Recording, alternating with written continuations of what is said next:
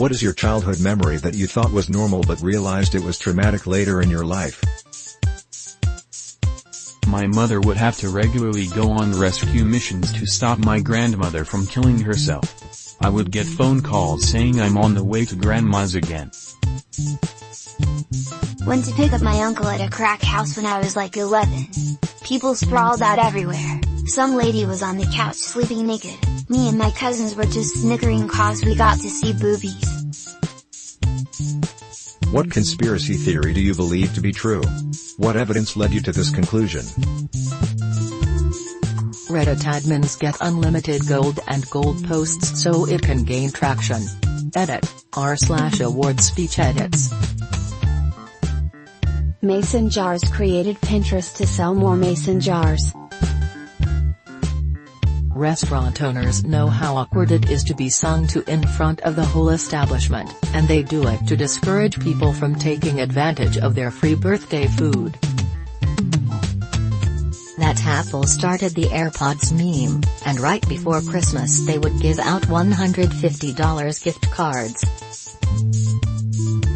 Police officers of Reddit, what was your they could have gotten away with it if they had kept their mouth shut moment? Deleted. Not a police officer, but my mom once managed to talk her way into a lesser fine for a traffic offense, but wasn't satisfied with that so managed to sass her way right back into the full fine. Sigh. How true is this? If you raise your children you can spoil your grandchildren, but if you spoil your children you will raise your grandchildren. My grandma raised my mom and aunts with the whole strict personality, no kneeling on rice while holding a bunch of textbooks, slippers, spanking, etc. But when it was my time, boy was I spoiled. I'm not even considered mature until now. So that means that if you spoil your children and end up raising your grandchildren, and you've learned nothing and spoil them too, then you'll end up raising your great-grandkids. Very true. My grandmother did her best to try to parent my mom in a normal way, but my mother was adopted and traumatized from her biological family. She didn't spoil her, she was a strong guiding force for my mom, but she still ended up having to raise me. Got 3 very sweet and polite nephews, who have my mom who spoils them. Yeah, sex is great, but what's an equally enjoyable sensation? Sitting up and having your nose clear. Taking a long hot shower after camping. Looking at your watch to find out how much time is remaining until you are off work, only to discover it is time to leave. Giving someone a hug and they hug you back tighter. Picking that boogie that feels like it's attached to your brainstem. Waking up to your work alarm, only to realize it's the weekend. Closing all the tabs after finishing a project/assignment. Everyone has their own catchphrase they say without realizing it. What's yours? I've noticed that I'll usually say something like, "That's not ideal" when something goes wrong. I don't know if that really counts though. No worries. I worry about everything all the goddamn time, but I like to tell other people not to. That's wild. As a response to anything mundane, extremely exciting, or somewhere in between. Fair enough. I say well, technically to my kids a lot. Realize when I asked my 6-year-old if he cleaned his room and he said, well, not technically. I mean, I don't really say something specifically, but I occasionally do finger guns.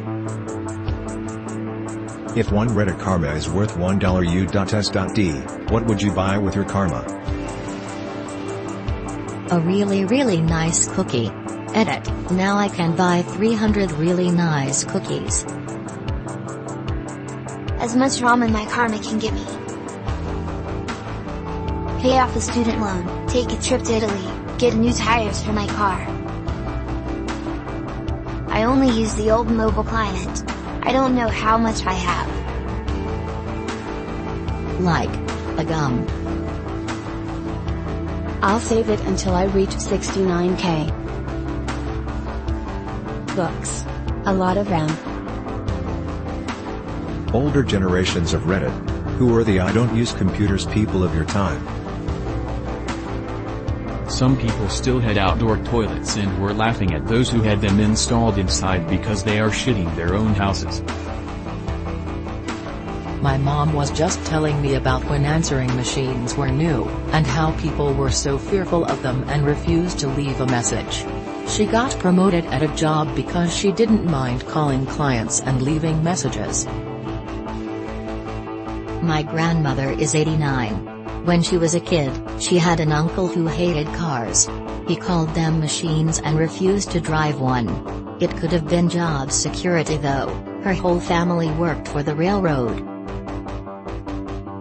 My dad once told me a story about his grandmother refusing to fly in planes because she didn't want to get her hair all messed up from the wind. What is the fastest way to get out of a conversation? Say, I have to go to the bathroom and don't come back anymore. Look at your watch, or wrist if you don't have one, and say well, best be hitting the old dusty trail and just leave. Ask do you smell toast? Then collapse. Fake a coughing fit, then excuse yourself to get water. Deleted. Walk backwards into a bush. Escape room employees of Reddit. What's the weirdest way you have seen someone try to escape? I used to work in an escape room, and one time in one of our rooms we had someone break the leg of a table because they thought the clues were in the furniture. Well, they weren't, and we had to clean it all up. Faked a heart attack to get us to come in and get him out. I suppose he set the record time for the room. One lady was so scared of our zombie that she tries pushing a pull to open door that was unlocked.